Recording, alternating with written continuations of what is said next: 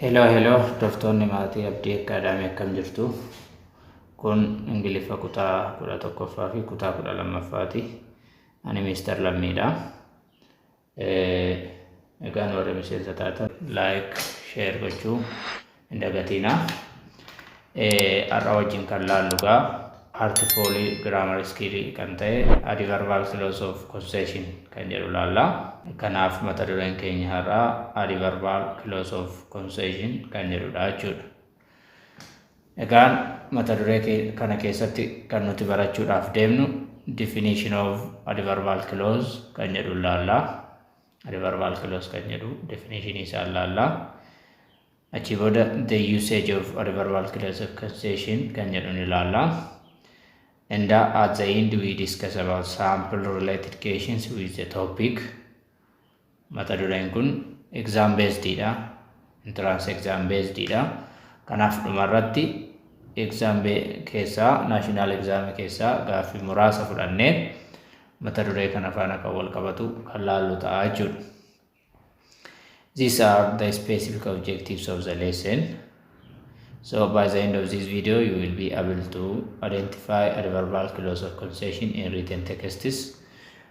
Barreeffama tokko keessatti adverbial clause of concession adda baastu. Construct sentence using adverbial clause of concession. Himallee ijaartu jechuudha adverbial clause of concession kana fayyadamtanii. Dhumarratti immoo you will use adverbial clause of concession in appropriate way kan jedhu jechuudha kaayyoon boqonnaa yookaan mata duree kana.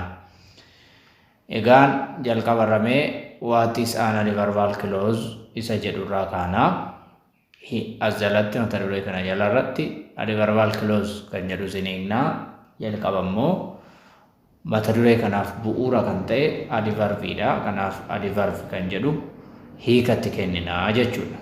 So define an adverbial clause, we should define the term adverb first. Dirqama adverb kan jedhu kun maalidha kan jedhu hiikuu nu gaafata jechuudha.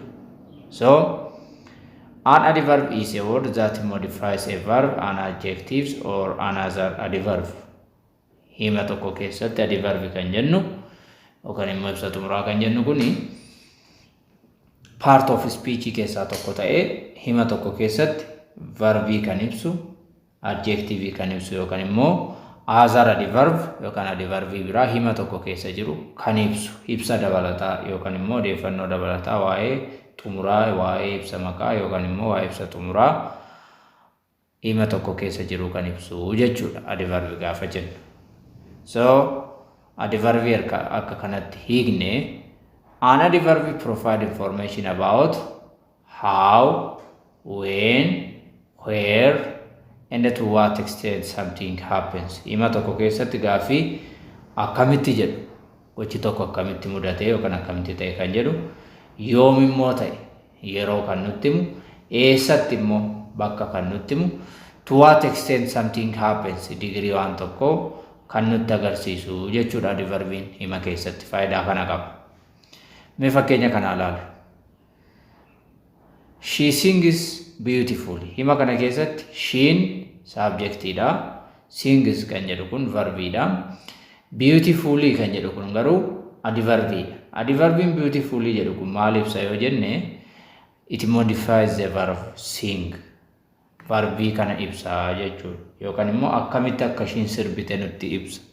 Isheen miidhaginaan sirbite yoo jedhe akkamitti akka isheen sirbitu kan nutti agarsiisu adverbii kanadha jechuudha. Kanaaf adverbiin hima keessatti verbii ibsa kan nuti jennu kanaaf. Amma kun ishii ibsa otoo hin taane yookaan immoo subjectii ishii jedhu kana ibsa otoo hin taane akkamitti akka isheen sirbite ibsa. Xiyyeeffannaan isaa yookaan fookasiin isaa. Kanaafuu hima keessa galee verbii adjective yookaan adverbii ibsa kan nuti jennu. Kanaaf inni ibsa yeroo jennu maal jechuu keenya gaaffiiwwan kana deebisa jechuudha. Akkamitti, yoom, eessatti yookaan immoo degree ammamiitiin to what extent something happens kan jedhudha jechuudha. Fakkeenya dabalataa yoo ilaalle she runs quickly. Ammasitti sheen subjectii makanaati run kan jedhu verbiidha. Jechi quickly jedhu kun adverbii ta'ee garuu describe how an action is performed. How the action of running is performed kan jedhu kana yookaan akkamitti gochi fiiguu kun akkamitti inni raawwatame kan nutti ibsudha jechuudha. Isheen ariitiidhaan fiigdi gaafa jedhu gochi kun akkamitti akka raawwatame kan nutti ibsudha jechuudha yookaan gaaffii how kan jedhu deebisa yookaan deebii kennaa jechuudha. Kanaaf kun faayidaa fi hiika adverbii yookaan ibsa xumuraa afaan oromootiin jennudha. Amma gara xiyyeeffannaa mata duree keenya guyyaa irratti yoo dhufnu what is an adverbial clause? Mee otoo gara ibsa isaatti galiin asuma irratti tarmiidhuma kanarratti waan lama si yaadachiisu barbaada. Adverbial kan jedhutu jira, clause kan jedhutu immoo jira hima kana keessa. Kanaafuu kanarraa maal hubannaa? Adverbial clausein kun clauseidha jechuudha akka duraa word miti. Adverbiin wordidha, group of words ta'uu danda'a jechadha adverbiin. Adverbial clausein garuu clauseidha yookaan ciroodha. Afaan oromootiin ciroo kan jennu sanadha. Egaa an adverbial clause is a group of words that function as an adverb in a sentence. Is a group of words that function as an adverb in a sentence. Clause ta'e yookaan ciroo ta'e ciroon sun garuu akka adverbiitti kan nu fayyadudha hima sana keessatti. Faayidaa adverbii gubbaatti kaafneerra akka adverbiitti nu fayyada garuu immoo clauseidha yookaan ciroodha jechuudha jecha miti kun. So just an adverb modify verbs, adjectives or other verbs in a main clause. Akkuma verbiin faayidaa saamaan walitti kaafne sana kunis clause haa ta'u malee verbii ibsuu danda'a, adjective ibsuu danda'a yookaan other adverbii ma keessa jiru ibsuu danda'a jechuudha. Garuu immoo adverbial clausein kun dependent clauseidha, ciroo hirkataadha. Ciroo hirkataadha. That answer the question why, where, when, under what condition or to what degree the action in the main clause took place. Ciroo hirkataan jiraannaan egaa himni tokko guutuu ta'uuf ciroon of danda'an jiraachuu qaba. Dependent fi independent clausein jira. Kanaafuu gaaffiin akkamitti yoom eessattii fi kan kana fakkaatanii hima main clause keessa jiru tokko akkamitti akka inni mudate nutti agarsiisa jechuudha adverbial clausein kun. Akkuma adverbii gaaffiiwwan kana deebisa garuu kana maaltu adda godha yoo jettan inni kun clause ta'uu isaati jechuudha. These clauses are used to make two statements, one of which contrasts with the other or it seems surprising. Adverbial clause of concession itti gaafa dhufnu mata duree keenyatti gaafa dhufnu clause lama of keessaa qaba. Two statements hima lamadha. Garuu wal faallessu himni kun lamaan. One of which contrasts with the other or it seems surprising. Adverbial clause of concession gaafa jennu hima lama qaba, ciroo lama qaba. Garuu immoo main clause keessatti taateen ta'uu fi if clause yookaan dependent clause keessatti taateen ta'u wal faallaadha yookaan waa wal faallessan yookaan immoo it seems surprising waan surprise nama godhu wayi waan hin eegamne wayi ibsuudhaaf dhimma itti baana jechuudha. Fakkeenyaaf an adverbial clause of concession indicates an expected contrasts or acknowledge circumstance that goes against the expectation set by the main clause. Main clause in jira hima tokko keessa. Dependent clause in immoo adverbial clause dha siniin jedheera jalqaba irratti. Main clause keessatti kan ta'uu fi kan immoo adverbial clause kun ibsu wal faallaadha waan wal falleessu yookaan waan hin eegamne unexpected contrast idea jechuudha. Waan hin eegamne wayii waan immoo surprise nama godhu wayii ibsuudhaaf yoo itti dhimma ba'uu barbaanne adverbial clause of concession fayyadamna. Gosoonni adverbial clause baay'eedha. Gara marannoo keenyatti aanu keessatti bal'inaan taayippii isaa tarreessinee faayidaa isaanii faana kan ilaallu jechuudha.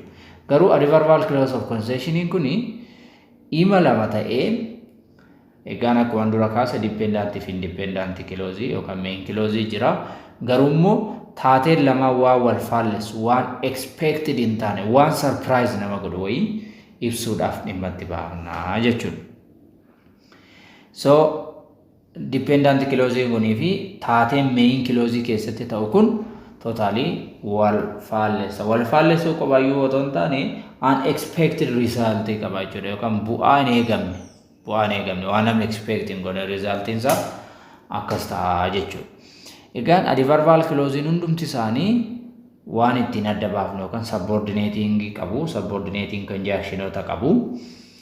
Isa kana keessaa garuu kan adverbial clause of concession warra armaan gaditti ilaalu kanadha. Fakkeenyaaf though, although, even though, while, whereas, and even if kan jedhu kun subordinating conjunction kan adverbial clause of concession jechuudha. Keessumattuu subordinating conjunction kun akka nama written exam fudhatu tokkotti maal fayyada yoo jenne adverbial clause sana adda baasuudhaaf nu fayyada. Bifa foormii filannootiin nu gaafatamuu danda'a. So isa kana adverbial clause of concession taane yaadichi wal faallessa taanaan unexpected result dha taanaan isaan kana keessaa tokko isaa filannee bakka duwwaa irratti kan deebisnu yookaan filannoo sana kan deebisnu ta'a. Gara dhumaa irratti national exam keessaa kan fudhataman gaaffii ilaalla. Haa ta'uti garuu immoo ammas warri kun akkamitti fayyadamni isaanii maal fakkaataa kan jedhus immoo itti aansinee ilaallaa jechuudha. Fakkeenya kana mee ilaallu. Even though I'm poor, I am happy. Even though I am poor, I am happy. Mee as keessatti xiyyeeffannee ilaallu. Hiyyeessa yoon ta'eyyuu an gammadaadha jedha. Fakkeenya kanarraa maal hubanna? Namni hiyyeessa ta'e tokko jireenya gammadaa ta'e jiraataa jennee hin eegnu. I'm poor erga inni nuun jedhe so jireenya gammachuu hin qabne jiraata jennee expect goona. Garuu immoo namni kun even though I'm poor, I am happy nuun jedha. I am happy kun main clause. Ishiin kun immoo dependent clause dha. Ishiin even though I am poor jedhu kun. So inni kun maalidha yoo jettan adverbial clause of concession dha jechuudha. Termii even though jedhu. Coordinating conjunction even though jedhuun kan inni introduced ta'ee jiru dependent clause dha. I am happy kan jedhu kuni hima kana faana deemu unexpected result kan jennu kanaaf namni gammadu sila nama sooressa ta'e jireenya gaarii nama jiraatu ture jennee expect goona nuti. Garuu immoo if so I'm poor I am happy jedha jechuudha. Kun adverbial clause of concession kan jennudha jechuudha. I will be able to get in although I have no ticket. Mee ima main clause keessa jiru alaal I have no ticket. Ticketiin qabu jedha. Ticketiin qabu jechuun gara tokko ol seenuudhaaf I will be able to get in jedhamoo asitti seenuudhaaf silaa namni ticketii qabutu eeyyama qaba. Fakkeenyaaf waltajjii tokko haa ta'uu iddoo tokko wayii tokko haa ta'u iddoo ticketiin itti barbaadamu seenuudhaaf namni eeyyama qabu nama ticketii qabudha. Garuu inni maal nuun jedha? I have no ticket nuun jedha karaa biraa. Ticketiin qabu karaa biraa immoo I will be able to get in nuun jedha. So unexpected result, something very surprising, one surprise nama godhu wayiiti jechuudha. Kanaaf although kan jedhu kanaan ibsamee jira asitti adverbial clause of concession jechuudha. Adverbial clause of concession jechuun kanadha. Unexpected result kan jedhudha. Fayyadama isaa booda ilaalla. Walakkaa himaatti fayyadamuu dandeenya. Jalqaba irratti fayyadamuu dandeenya. Eenyudha isaanii jalqaba irratti walakkaatti kan fayyadamnu dhumatti kan fayyadamnu kan jedhu bal'inaan ilaallaa jechuudha. Even if it rains, I will come. Actually, yoo roobe namni tokko iddoo beellamame tokko ni hafaa jennee. Garuu yoodhuma roobeyyuu hin hafu jedhan immoo I will come. Even if it rains, I will come. Independent clause dha waan ta'eef asitti koomaan nu barbaachisa. Dependent clause dhaan gaafa jalqabnu I will come jedha. Nan dhufaa dhufuu nan danda'aadha. Garuu immoo yoo roobes immoo jedha. Kanaaf unexpected result kan jennuun kana adverbial clause of concession kan jennu gosoota adverbii keessaa adverbial clause keessaa kan nuti dhimma itti baanu haala kanaan yookaan kanaafi jechuudha. Amma immoo kan laallu the usage of subordinating conjunctions in adverbial clause of concession kan jedhu laalla. Subordinating conjunction jira kaafne ragaa warra akka though, even though. So isaan kun akkamitti fayyadamuu dandeenya ima keessatti kan jedhu kana ilaallaa jechuudha. Fakkeenyaaf jalqaba irratti the usage of although, though, even though kan jedhu kana haa laallume. This introduces a dependent clause that presents an idea that constructs with or is surprising in relation to the main clause. Akkuma dura jedhe faayidaan isaanii yaada faallaa ta'e main clause faana kan jiru faallaa kan ta'e tokko ibsuudhaaf yaada main clause keessa jiru ta'e garuu yaadichi faallaan dependent clause yoo ta'e ibsuudhaaf nu fayyada. Keessumaayyuu although kana is more formal caalatti formaalidha. And are commonly found at the beginning of a sentence. Yeroo hedduu although kana jalqaba himaarra fayyadamna. Formally namu formality isaati yoo wal bira qabne ilaalla is more formal than the others. Inni although jennu kun. So it expresses concession without strong emphasis. Strong yoo ta'u godhin garuu immoo concession sana yookaan contrast idea sana ibsuudhaaf yeroo hedduu jalqaba himaarratti argamanni kun. Also dependent clause ibsuudhaaf fayyada. Although he was wealthy, amma gaa dependent clause dhaan jalqaba waan jalqabneefi koomaadhaan main clause irraa adda baafna. Koomaadhaan main clause hima main clause keessa jiru irraa adda baafna. He lived a simple life. Amma mee yaada kana ilaalu. Although he was wealthy, sooressa ta'ullee garuu immoo jireenyuma salphaa ta'e tokko jiraata jechuudha. He lived a simple life. Sooressa argatee jireenyuma salphaa akkuma namni hiyyeessi ta'e jiraatu tokkotti jiraata jennee expecting goon. Yaadni kun lamaa wal faallessa. Jireenya salphaa ta'e kan jiraatu tokko nama sooressa hin taanedha. Garummaa although he was wealthy, he lived a simple life. Jireenyuma salphaa ta'e tokko jiraataadha. Kanaaf although kana little bit more formal than the others. And is commonly found as the beginning of a sentence. Jalqaba himaarratti argama jechuudha yeroo baay'ee jalqaba himaarratti fayyadamna. Kan itti aansine ilaallu immoo so inni kun immoo maalidha yoo jenne little bit less formality although faana wal bira qabne yoo ilaallu. Formalitiin isaa less formalidha. And often used in conversation. Waliin dubbii keessatti baay'ee kan fayyadamnu. Hiikaan isaanii garuu garaagarummaa hiikaa hedduun qaban. Also of his own kun. They mean the same thing. Garuu iddoo isaan itti fayyadamnuu fi formality isaaniiti garaagarummaa kan qabu. It can be appear at the beginning. Jalqaba himaa irratti dhufuu danda'a. Akkuma isa jalqaba irratti kaafne. Middle irratti dhufuu danda'a walakkaa himaatti yookaan immoo dhuma himaa irratti or end of a sentence dhufuu danda'a. Zoon kun. As the end it function as an adverb meaning however. Jalqabarra yoo fayyadamne akka adverbiitti ni fayyada. However kan jedhu ibsa. Hiika however jedhu faana wal fakkaata. Fakkeenyaaf the test was difficult, though I think I did well. Qormaatichi ulfaataadha.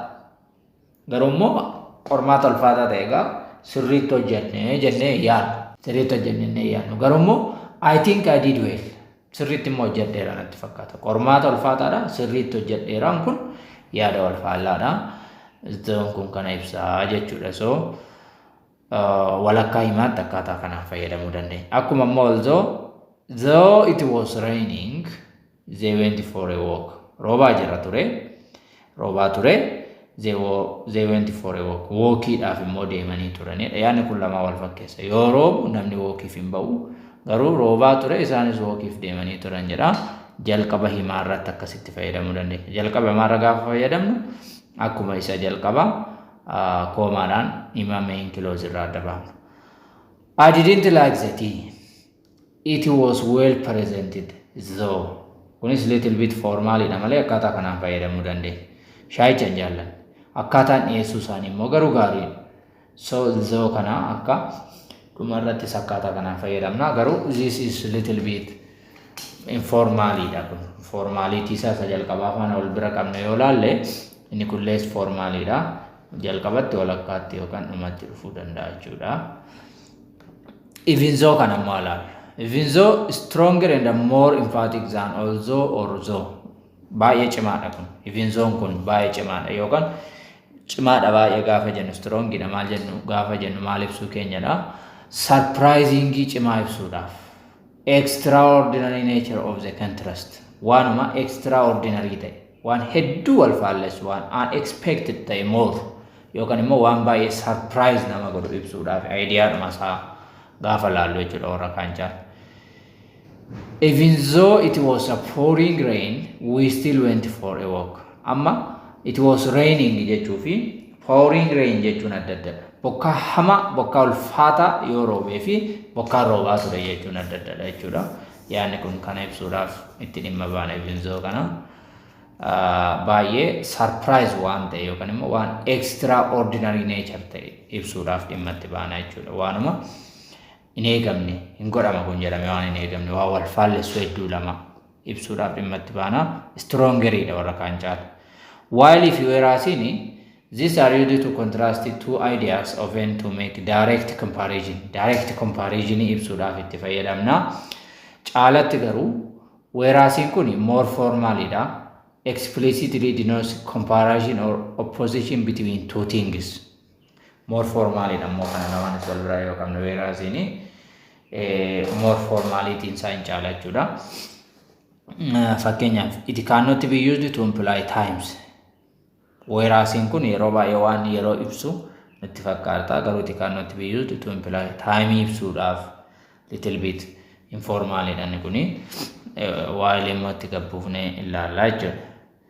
Whereas some enjoy the city's fast pace, others prefer a quieter life. Ilaalaa kana.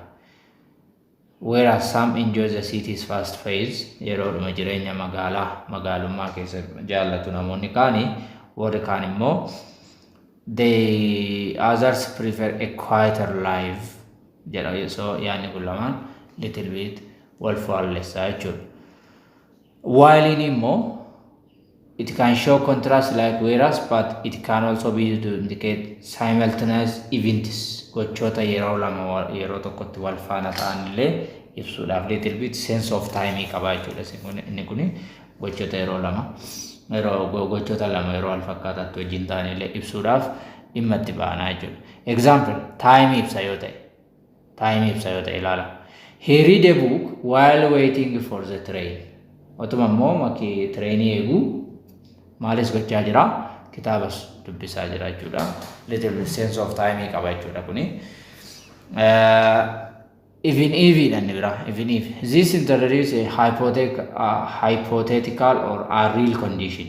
A real condition ibsuudhaaf fakkeenyaaf conditional sentence keessatti even if kana baay'ee itti fayyadamna. Hypothetical or a real condition waan real ta'uu condition real ta'uu hin dandeenye ibsuudhaaf dhimma itti baana.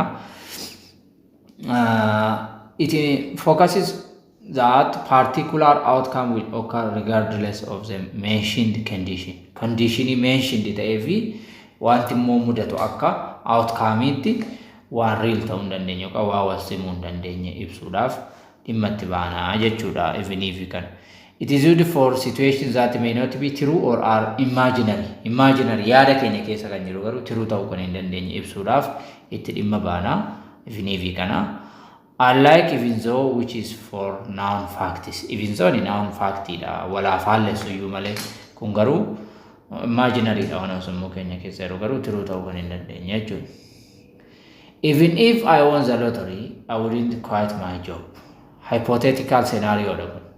Hypothetical scenario. Even if I won the lottery, I wouldn't quit my job. Otoo lottery illee injifadhe hojii koommoonni sooda. Kun amma imaginary dha sammuu keenya keessa akkasitti yaadna malee true waan ta'e lafarra jiru situationiin kun waan ta'e lafarra jiru jechuu miti jechuudha. Kanaaf hypothetical situation gaafa jennu.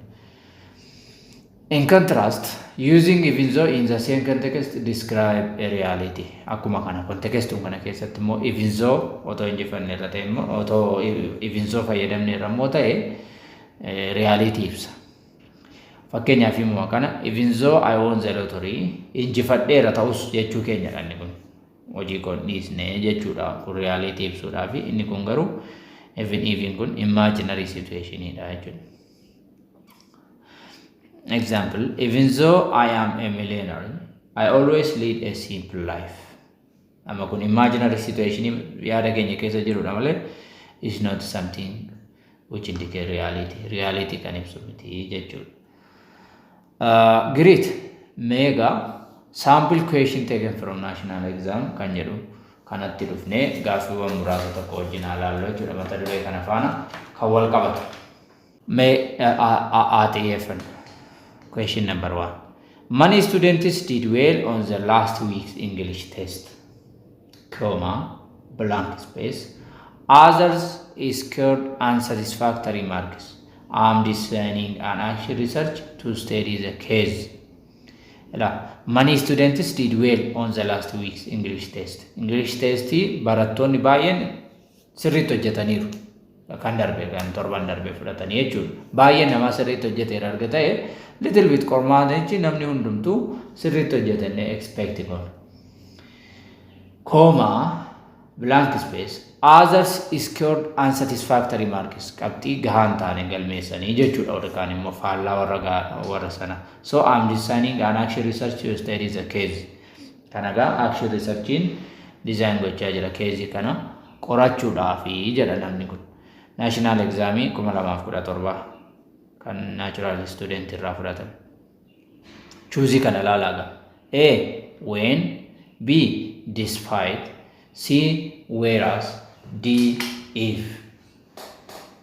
Ammagaa yoo kana sirriitti laalle when kan jedhu choose A irra kan jiru related to time waa'ee yerooti. Yerootti kan related ta'edha. Deebiin ta'uu jechuudha. Despite kuni concession ibsa. Concession ibsa garuu structure ma kana afaan ammoo deemu. Maaliif despite kun noun jedhanii barbaada waan ta'eef. Despite kun caasaa hima kana fiitiin godhu. Actually concession ibsuu danda'a garuu noun jedhanii barbaada blank space booda kan jiru. Eeshi if immoo yoo laalle conditional sentence keessatti conditionii kan ibsudha malee concessionii kan ibsu miti. Conditional sentence keessatti fayyadamu. So the correct answer should be C. Whereas kan jedhudha. So many students did well on the last week's English test, whereas others scored unsatisfactory marks. I'm designing an action research to study the case ta'a guutummaan dhimma kanaa yoo laallu jechuudha. Eeshi gaaffii lammaffaa. Blank the practice every day. She still struggle with grammar. Mee ilaalaa hima kana. Blank she practices every day. Yeroo hundumaa shaakala gooti guyyaa hundumaa. She still struggle with grammar. Ammumayyuu immoo grammariin clear hin taane faana struggle gochaa jirti jechuudha. Clear hin taaneef grammariin. So dhimmoonni kun lamaan actually concessioniin wal faallessu. Dhimmoota wal faallaati. Maaliif namni yeroo hundumaa practice godhu master gochuu qaba grammari. Garuu immoo she still struggles jedha. Kanaaf hima wal faallaan. Mee mata egaa filannoo kana tokko tokko naanaalu. A because kan jedhu laala. Because kan jedhu. Otoo amma because she practice every day she still struggle with grammar jenne kun cause ibsaa garuu sense immoo nuun kennu hima kana keessatti. It doesn't give a sense. Sense nuun kennu. Alleesiin kunis conditional sentence keessatti fayyadamna. Malee concessionii keessa miti akkuma dura kaasne. Sinsiin kun immoo reasonii ibsuudhaaf dhimma itti baana yeroo baay'ee yookaan immoo taayimii ibsuudhaaf dhimma itti baana. Doesn't fit for the contrast ibsuudhaaf yookaan yaada wal faallaa ibsuudhaaf dhimma itti baanu jechuudha. Kanaaf even though kan jedhu kun yookaan biirra kan jedhu kun deebii nuu ta'a jechuudha. Okay, the next question is question number 3. My classmates goes to school by bus. I blank walk every day. Hiriyoonni koo gara mana barumsaa yeroo deemanii baasii fayyadamu. Ani immoo walking godha miillaan. Yaadni kun lama wal faallessa. Erga hiriyoonni koo hundumtuu baasiidhaan deemanii anis baasiin deemuutu narraa eegama jedhee expect godha namni garuu they oppose each other. So mega mata duree kan halaalu filannoo kan halaalu. A whereas, B since, C so, D because. Mee tokko tokkoon halaalu. Since kuni result reason ibsa, sababa ibsa. Soon kun immoo faallaa kana it implies result. Result ibsuudhaaf kan itti dhimma baanudha soo kana yeroo baay'ee. Kanaaf as keessaa immoo inni kunis akkuma dura kaase doesn't give sense because in kuni ima kana faana sense kan nu kennu miti. Fakkeenya my classmates go to school by bus I because sense nu kennu inni kuni jechuudha. Ima kana faana fit kan godhu miti jechuudha. So my classmate goes to school by bus whereas I walk every day kan jedhu kun whereas in kun deebii sirrii ta'a jechuudha. The next question is, these questions are taken from English grade 11 textbook. So it says, identify the adverbial clause of concession from the following sentence. Himota armaan gadii keessa adverbial clause adda baasii jedha. Adverbial clause of concession adda baasii jedha. So jala sararuu dandeessu yookaan immoo yaadumaan adda baasuu dandeessu jechuudha. Although it rained, they enjoyed their walk. Ima kana keessatti adverbial clause of concession kan ta'e as keessatti wanni isin adda baasuu qabdan adverb yoo ta'an adverbial clause. So although it rained kan jedhu amma koomaa ga'u kanatti adverbial clause of concession kan jennudha. I enjoyed the meal. I enjoyed the meal though it was expensive. So asirraa kaasee though it was expensive kan jedhu kun adverbial clause of concession. Even though I was full, I couldn't stop eating. Kan jedhu kun yoo as keessatti ilaallu adverbial clause of concession. Even though I was full kan jedhu kun amma koomaa ga'utti adverbial clause of concession kan jennudha. Hurry, while he was caring from the pain, I decided to finish the race. So while he was caring from the pain kan jedhu kun adverbial clause of concession. Question number 5. Joseph was very popular whereas his brother had more enemies than friends. So where his brother had more enemies than friends kan jedhu asirraa kaasee inni kun amma dhufee full stop ga'utti adverbial clause of concession jechuudha. So qabiyyeen keenya har'aa kana fakkaata. This is Abdi Academy. Thank you very much. So learn smart, shine bright. Galatoma.